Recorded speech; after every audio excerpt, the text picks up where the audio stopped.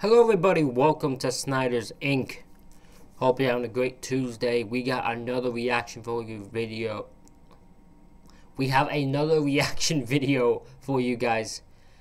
Today, it is a Mr. Ballen type of day. So I have decided to record a Mr. Ballen video for you.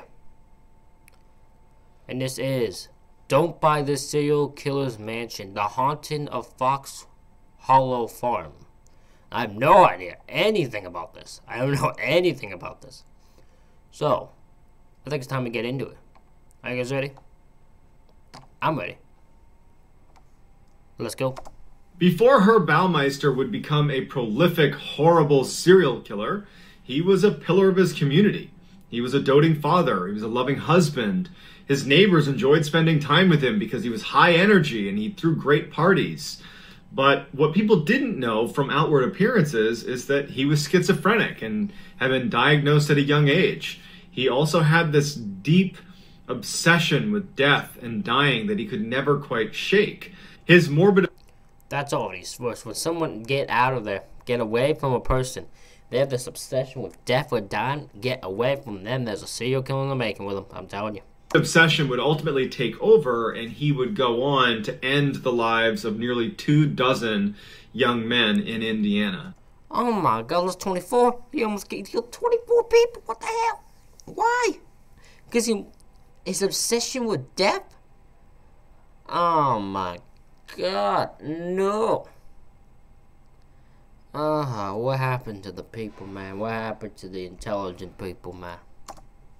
And he would bury the majority of them on his property, which was known as Fox Hollow Farm. When an investigation into all these missing young men in Indiana points at Herb Baumeister being the primary suspect, Baumeister flees his property and ultimately ends his own life. And in the note he leaves, he just says that the reason he's taking his own life is because his business is failing and so is his marriage. He doesn't confess to any of the murders. He doesn't give investigators any indication of how many people he killed or where they are. He didn't give any closure to anyone. He just took his own life, and that was that. And so while investigators did a very thorough search of the property that Baumeister owned, the Fox Hollow Farms property, and found over 5,000 human bone fragments and were able to identify a number of victims, they believe that there are more victims buried at Fox Hollow Farms that we may never uncover. So our story picks up over a decade later when two new owners come in, purchase Fox Hollow Farms, and almost immediately some very strange things start happening in and around the property. Then they record this very famous audio recording inside the property, which that in conjunction with the other strange things that they had seen around the property leads them to believe that Fox Hollow Farms is haunted. So before we get into their story and we listen to that audio recording, if you're interested in... Yeah, I love the fact I get to hear the audio recording. Strange, dark, and mysterious content like what I'm promising on today's episode, then you've come to the right place because this is the type of content. Also, Mr. Ballen made Watch Mojo's top 10 YouTube channels of 2021. Rightfully deserved. Just saying. That I produce 3 to 4 times a week. And so if that interests you, if you would, please gently assassinate the like button and then turn on all notifications so you don't miss any of these uploads every week. So let's dive in. In 2006, Rob, Vicky Graves, and their 2 teenage sons were tired of living the city, fast-paced lifestyle and decided to look for some property in suburban Indiana where they could kind of escape that busy lifestyle. And so I prefer the busy lifestyle. I hate farm. My family lives in this country area. Hated it. Hate it. So when they were looking at real estate in some of the nicer suburbs of Indiana, they found this one property called Fox Hollow Farms that was this huge, sprawling estate, but was selling for some unbelievably cheap price. And so they contact a real estate agent who says, yeah, we'd love to give you a tour of the place. It's up for sale. No one's occupying it right now. It's owned by an investor, but they are looking to sell, obviously. So yeah, let's do a house tour. And so they're open-minded. It seems too good to be true, but they decide, you know what, we'll go take a look. I just want to know, do they mention it was once home to a serial killer? Because they never really want to mention that part, do they? They probably don't know about the haunted part, but they never want to mention that serial killer once owned it. And so they get to this property, and it's beautiful. It is everything they wanted this dream home they're looking for to be. You know, it has an indoor swimming pool. It's got loads of bedrooms and bathrooms. It's like basically a mansion. And as they're walking around the property, Rob is speaking to his wife, Vicky, and they're both kind of going back and forth like, what's wrong with this place? This doesn't make any sense.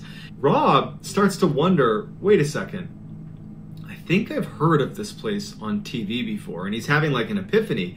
And he's like, I think that this could actually be the home of one of the most notorious serial killers in Indiana's history, Herb Baumeister. It's like it just came to him that the name Fox Hollow Farm was something he remembered hearing on TV.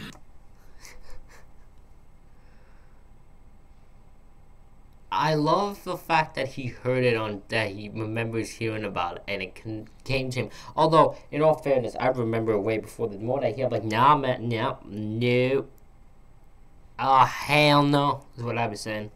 I don't want no damn farm. I don't want no farm that's owned by a serial killer. Something go on. He might come back to that farm. His ghost might come back. Something's gonna come back to that farm. I am not dealing with it. Nope. And so he stops the real estate agent on their tour, and he says, hey, this is a beautiful home, but is this the home of Herb Baumeister? And the real estate agent, almost expecting this to be brought up, was like, yes, that's why it's still on the market. People are unwilling to purchase this home, even though the investor who scooped this up in the 90s following the tragedy that was the Herb Baumeister case, the investor had basically gutted the whole residence and basically removed all the kind of remnants of what it used to look like when Herb Baumeister was living there. Nobody wanted it because, you know, Herb Baumeister had killed nearly 24 young men and buried them on the property, and investigators still were finding pieces of bone on the property, and they didn't really know how many victims there were, and so it was this kind of spooky place to live. And so the real estate agent just said, that's why it's so cheap. The property is beautiful, it's well kept, but no one wants to be here because of the history. The real estate agent says, here, why don't you and your wife just go talk about it? We can leave if you guys aren't comfortable with this. Ultimately, they decide to purchase the property. So a couple weeks...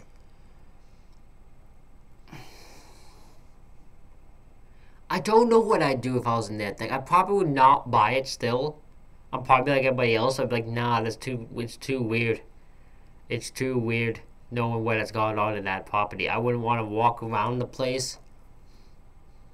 I wouldn't want to walk around anything, the backyard area or the field area, because I believe I could be walking on someone's body. But I could also see why they would, because it's so cheap, and if it looks as good as Mr. Ballen is claiming to be, I could see why they'd want to buy it.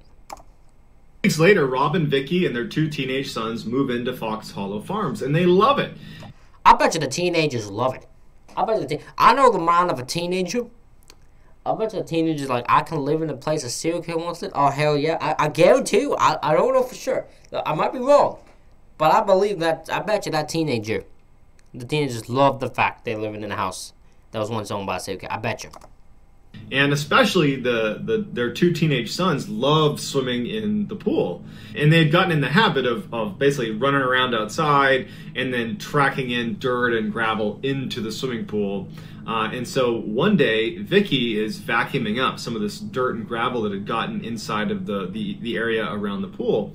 And so she's vacuuming up the gravel, and all of a sudden her vacuum cuts out. And in fact, the power cord where the vacuum was attached to had come undone. And so she thinks, oh, I must have, yanked on the cord and pulled it out of the outlet.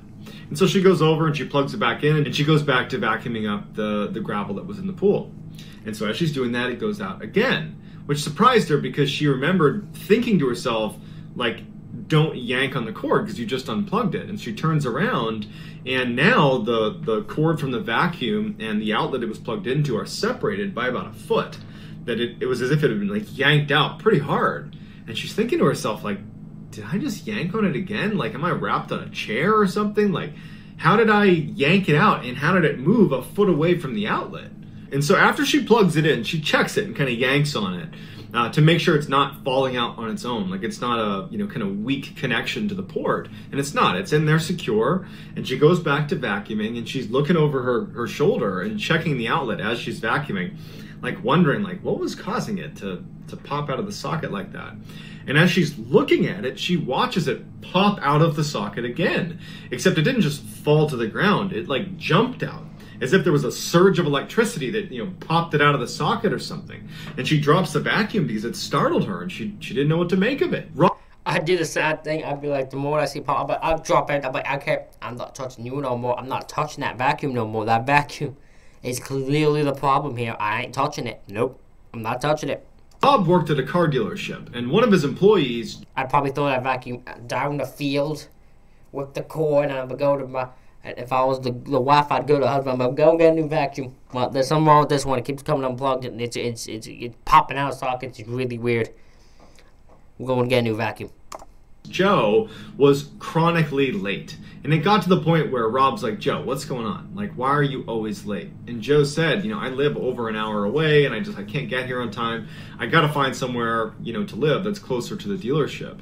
And Rob is like, well, actually, we have an entire apartment attached to our residence at Fox Hollow Farms that no one's staying in. We'd be happy to let you rent that out. It's right down the road. And Joe's like, actually, that sounds pretty great. And so just a couple days later, Rob helps Joe move into the new apartment. And they spend the whole day moving all the boxes and furniture in there. And just in the span of just a few hours, they move everything into Joe's apartment. Rob leaves. Joe is exhausted. It's just he and his dog, Fred. And Joe just decides to crash for the night, and he lays down in the bed and falls asleep. And so that night, he has this dream where he's being chased by someone. He doesn't know what it is, but it causes him to actually act out his dream, like sleepwalk. He jumps up out of his bed and starts running as if he needs to escape the apartment, but he's like kind of half dreaming, and he runs into the door frame, falls to the ground, knocks a glass over, and actually cuts his hands up pretty bad. And so he like comes to, and he's like looking around, and he's like, what was that? So a couple days later, Vicky comes home, and she finds Rob painting the side of the house. And she and Rob stop and are talking about how beautiful it's going to look when the painting's done. And out of the corner of her eye, Vicky sees something in the forest that was on the edge of their property. And it was actually a man standing with a red t-shirt on, just standing like looking at their property. And as she's looking at him, he turns around and he starts walking away farther into the forest. And so she kind of looks, and before she says anything to Rob, the guy has just vanished into the woods. And so she just goes, Rob, I just saw someone standing on our property. He had a red shirt on, and he was right over there. And Rob immediately is like, well, honestly, we moved into a serial killer's house. We should accept that there's going to be people that are just going to want to sneak onto our property to get a look at this building. And so they walk over to where Vicky has seen this guy in red, and they look, and there's no one there. They yell out, like, hey, is anybody here? I don't know if I'd want to go see a little stare at a serial killer's house. I don't know. No, I don't think that'd be a thing. No. I couldn't understand why someone would want to stare at a serial killer's house. That's just, you're just looking, that's just weird. I wouldn't want to do that at all. And no one's there. And so even though it was pretty unsettling, Vicky and Rob just decide that I guess this is a reality of living here, is that you're going to have people spying on you a little bit because of the notoriety of the home. So later that night, Joe is in his apartment, and I don't think that's a thing. No, I don't think that's a thing I'd be okay with. I would not accept that. If someone comes onto my property, go onto my property, you're getting your ass kicked. Just don't come up my property. Doing some dishes, and it's late at night, probably like 10 or 11 o'clock at night, and he hears a knock on the door. And he's literally mid-dishes, his hands are wet, and so he turns off the water, and he yells out, hey, just a second, and he starts toweling off his hands, and as he's doing that, the knocking gets louder and more aggressive, and he's like, hey, hold on, I'm just drying my hands off, hold on. And he assumes it's Vicky or Rob. And so he starts walking over, and the knocking is just incessant. And he finally opens the door, and no one's there. It wasn't like the knocking was going on and stopped, and then he went over there and opened it. It was literally like the knocking was happening as he's opening the door, and no one is standing there. He's like immediately on guard. like, okay, is someone like on the roof, like bending down? Is someone hiding? Like, what's going on? And he kind of pokes his head out and he's looking around, and he actually steps out onto the front steps there, and he's looking around, and he figured like if someone had knocked, they'd be running away if they're gone already, and he can't hear anything. It's just silent. There's no one there. And then he goes back into his apartment, shuts it, bolts the door shut, and out of the corner of his eye, he spots what looks like a man in his bedroom, basically just walking past the door frame into his bedroom. And it totally startles him. His dog starts growling and looking in the direction of the bedroom. And so he walks over there and looks in his bedroom, and there's nothing there. He flips on all the lights, he looks around, and he's like, what's going on here? Like, it totally... Oh, hell no. If somebody was if I saw a person walk into where my bedroom is, or walking by the door frame of my bedroom, I'd turn around, I'd unhinge that door, I'd open that door, I'd grab my dog, and I'm running for my life. We are out of here. You ain't seeing me again. Scared him. So Joe had only been in this apartment for about 3 weeks, and one of the things he had kind of developed a habit doing was in the evenings he would take his dog Fred for a walk along the driveway that was, well lit, and the driveway was pretty long. It's a big piece of property, and he would take his dog up to the end of the driveway and then walk back. And because of what he's just witnessed with the knocking on the door and what looked like someone in his apartment, he decides he just wants to clear his head and go on a walk with his dog. And he figured he could maybe swing by the main house and see if the lights were on in Rob and Vicky's house, because in some way, maybe if their lights were on, it would indicate that maybe they had been over and had been knocking on his door, and tomorrow he'll find out what it was about. Like, he's searching for a way to rationalize this. And he notices right away that Vicky and Rob's house is totally dark. They're asleep. He doesn't make it very far when his dog stops. The dog starts taking off into the tree line. And before Joe actually takes off after his dog, he looks up and he breaks out through some of the lighting over the driveway that there is a man in red with a red t-shirt that's at the edge of the forest. And his back is turned and he's walking into the forest, and as Joe's looking, it looks like the man in red actually disappears. And so the dog is heading straight for this man in red, and so Joe, because it's his dog, he loves his dog, he starts running after the dog. Even though he's absolutely terrified of what's going to happen here, he couldn't let his dog get harmed. Always protect the dog. I like the guy. Always protect the dog. The dog is more important than anything. Love the thought process. Always protect the dog, everybody. Always protect the dog. So he chases into the woods, makes it like a few feet into the woods, where he finds his dog that's now not barking and is actually facing back out at Joe, and it's kind of cowering, looking at where Joe is now standing. And Joe kind of begins to turn, and the man in red is standing right next to him, looking directly at Joe. Oh. And Joe just... Oh, hell no. I'd be swinging style. I just turn on. I'm gonna attempt to fight. I might die, but I'm gonna attempt to fight. God damn it. And then when the person's gone, I'm running over to that main house. I'm making sure all of them are awake, and I'm telling them, "You better get ready. You're moving me out right goddamn now." Just panics and starts running out. Doesn't stop to do anything. The dog follows Joe, and they run back to Joe's apartment. Run upstairs, shut the doors, shut the blinds, lock everything, and they just sit there. For the rest of the night, Joe is literally checking his window and looking outside, because he doesn't know if he just saw that or not, because that person in red had vanished a minute ago. He thought that perhaps he was convincing himself that he saw someone in red because he had just seen like a ghost in his apartment like a few minutes earlier, and he's starting to think that maybe he's just kind of hallucinating all this stuff, or that he's imagining all this stuff. So he wasn't quite prepared to go tell Rob and Vicky or do anything about it. So he just spent the night basically looking out his window and making sure no one was coming into his residence again. And so the next morning, he goes and tells Rob and Vicky what happened the night before. Everything from the knocking on the door to the person that he thought he saw inside of his apartment, to then ultimately the man in red that his dog chased after. As he's telling them about this exchange with the man in red, Vicky is getting pretty emotional. And Vicky is like, "I saw a man in red And she points to the area of their property, and it's the same area that Joe had just been describing where this had all happened. She was like, I saw a man in red right over there. Like, what's going on? So that night, Joe is in his apartment, and I bet you there was a body where that is, and no one knows. I guarantee you it. And it's that man in a red shirt. And Joe is definitely on edge about what had happened the night before.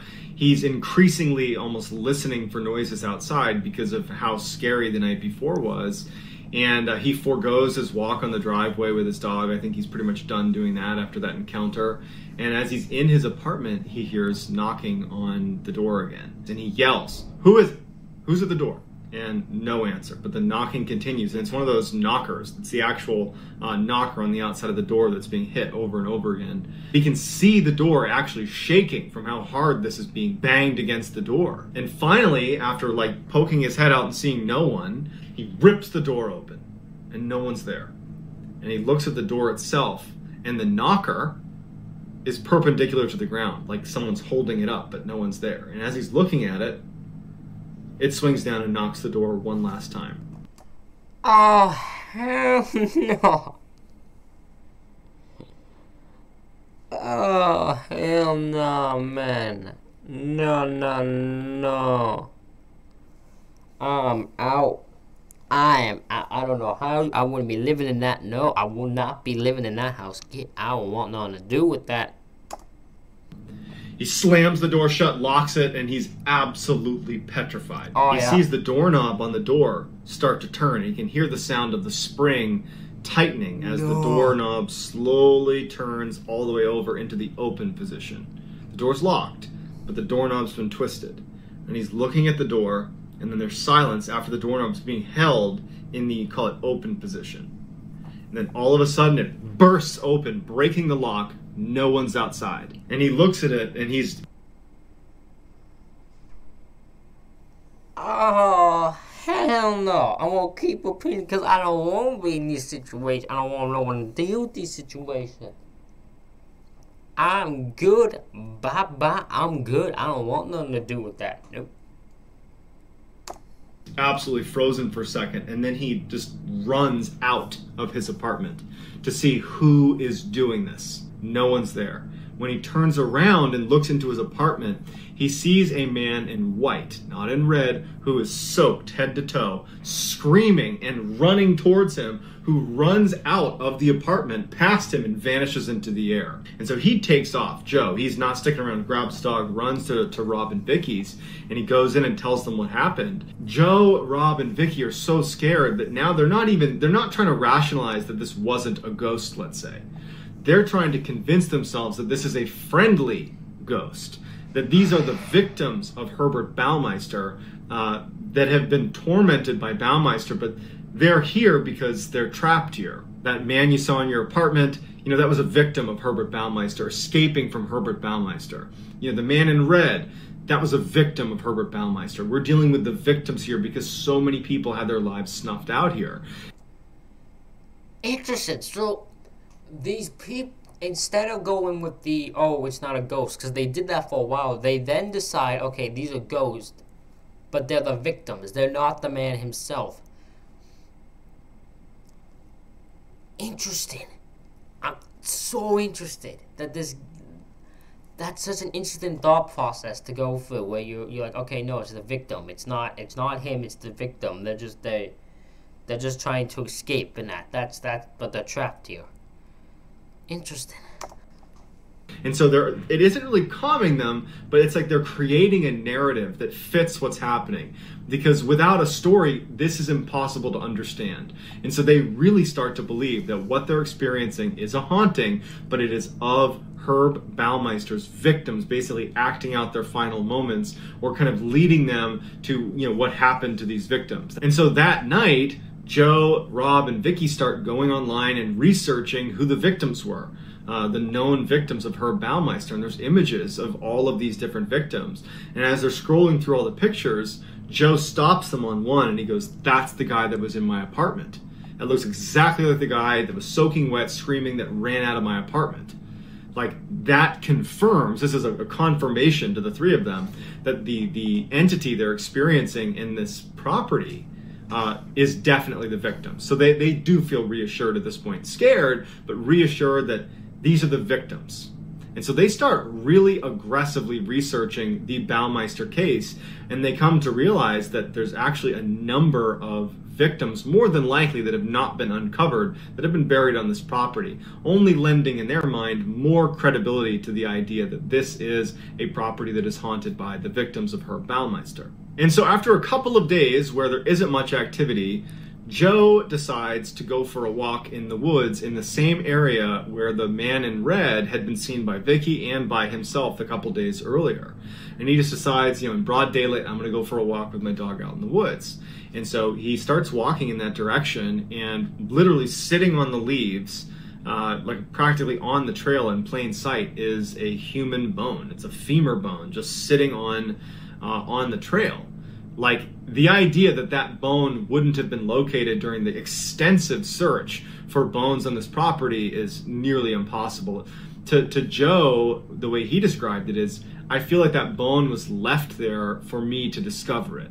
That the man in red, who was more than likely a victim of Herb Baumeister, had led me to finding that bone. And so they believe, Joe, Rob, and Vicky, that when they send this bone in for forensic analysis, that they'll determine that this was another victim that perhaps hasn't been identified yet. And they're kind of expecting it to be the man in red, whoever that was. And so they end up calling, Rob ends up calling the lead detective from the Baumeister case and says, hey, we found a bone. And so they submit that and they take it in as evidence. And Rob asks the lead investigator if he would mind coming to the property and just kind of explaining to them, where things occurred on the property relative to the Baumeister case. Where did all the tragedy unfold? Like, where were people buried? Just to give us a sense of what we're dealing with here.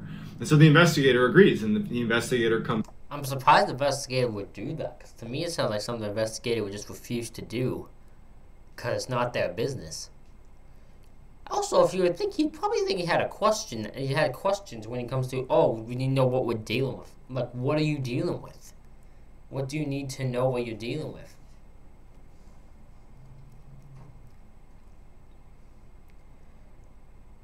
Their mindset's still interesting to me. Comes out, and the vast majority of the killings happened in the swimming pool, where Baumeister would basically lure young men to come to his property to go swimming. And as soon as they got in the pool, he would strangle them to death. And the weird thing about the pool area is that Baumeister was, a psychopath, and he had put mannequins all over the inside of this swimming pool that had like party outfits on. And so there are these very eerie pictures of the swimming pool with like mannequins all around the outside, and it was basically a place where he lured his victims and ended their lives. A couple days later, Joe is in his apartment, and he's doing some work at his computer, and he hears a metallic scraping sound coming from his kitchen. And so he goes over to his kitchen, and he finds that all of the knives that were in his butcher's block have been pulled out and lined up neatly in the bottom of his sink, like very neatly arranged. And he's looking at it like, I didn't do that. And he turns towards his workstation, like as if to look around the room, and he notices on the island that sits where he was standing right in front of him, a little bit low down, like halfway up the island, there was all these fresh cut marks in the wood, like a number of cut marks across the wood. What? And he's looking at that, and he's thinking to himself, is this one of the victims telling me that, perhaps they had been attacked with a knife right here in the kitchen? He's thinking like it's his duty to try to figure out which victim this was and what happened to them. And so he gets his iPhone out, and he turns on the voice recorder, and he starts recording and asking some questions of the room. And he first make sure to turn off the TV, turn off the AC so it's quiet. And so with his recorder, he starts asking, like, who's anybody here? And there's silence. And he's like, who was the person in the kitchen? Who was walking through the kitchen? And there's silence. And then when he asks again about was there anybody in the kitchen, his dog starts growling. and reacting to something in the room. And now Joe hasn't heard anything. He's not heard any confirmation that, there's someone in the room. He actually felt quite silly doing it. He takes his phone back to his computer because he takes his dog growling as maybe somehow confirmation that there was something there. And he downloads the audio file and he listens to it. And as he's listening to the file, right after he asks about is there anybody in the kitchen, he gets a response. Who keeps walking in the kitchen? Who's in the kitchen? The married one. And so as Joe is looking through all their files, he's seeing that the married one. Yeah, it does say the married one. I didn't hear that first, but yeah, it does say the married one. Who's in the kitchen? The married one. And so as Joe is looking through all their files, he's seeing that every single victim was single. No one's married. They're all young men who are single. The only one who was married, involved in this case, was none other than the serial killer himself, Herb Baumeister. And so Joe has had this revelation, and it's when he realizes that it's not just the victims here. Herb Baumeister, the serial killer himself, is haunting this property. So I'd love to hear what you think. That's an interesting twist to the story, but I feel I'm missing a piece of it because I want to know, that's it. That's the end of it. Did they stay in the house? Did they move out? What the hell happened?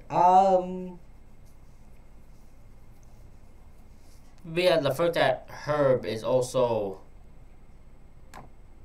haunting the thing is a pretty scary thing to figure out. So, oh boy. Thank you all for watching this reaction video. Hope you all enjoyed it. Hit the like button, hit the subscribe button, comment any suggestions down below. Stone way will be revealed. Thank you all for watching, and I will see you for the next one.